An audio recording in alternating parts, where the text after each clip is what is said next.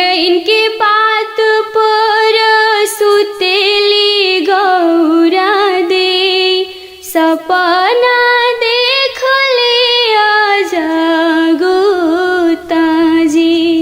सपना देखले अजागुताजी।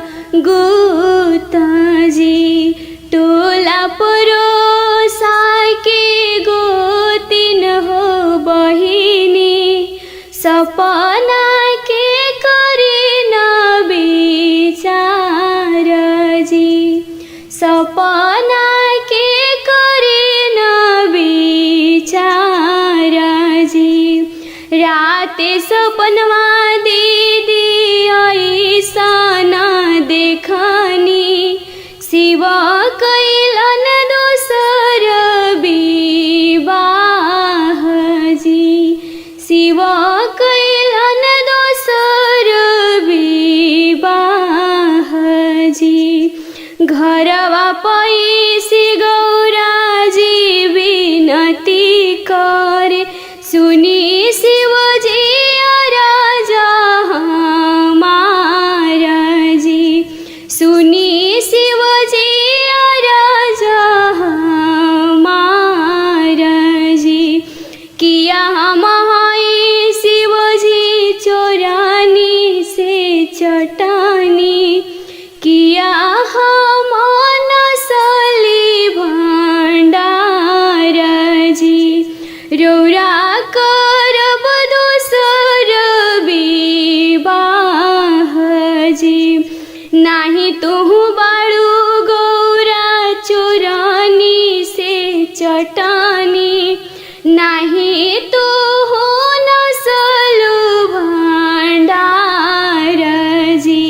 हम करब दोसर विवाह जी।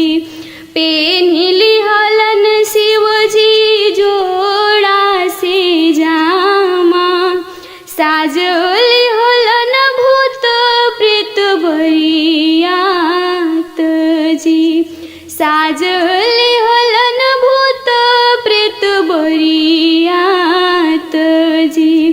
करे चललन दोसर विवाह जी। कने गैल किया भैलु सुनाई गौरा दे, आवो गौरा सबत परीछ जी, आवो गौरा सबत परीछ जी। डलिया उठाई जब देखली गौरा दे, ई त बाड़ी बहिनी हमारा जी, ई त बाड़ी बहिनी हमारा जी। मंगिया के जुड़े जुड़े रही हो बहिनी, जनम जनम यही बात जी, जनम जनम यही बात जी। पूरा इनके पात पर सुतेली गौरा दे, सपना देखले अजागुताजी, शिव कैलन दोसर विवाह जी।